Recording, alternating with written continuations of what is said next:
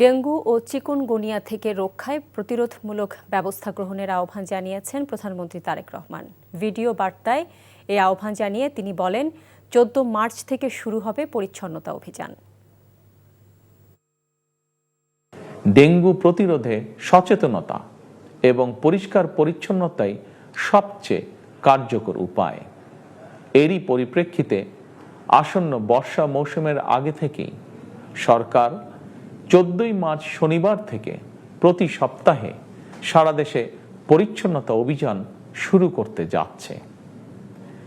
এই পরিচ্ছন্নতা অভিযানে স্থানীয় প্রশাসন কার্যকরী উদ্যোগ গ্রহণ করছে।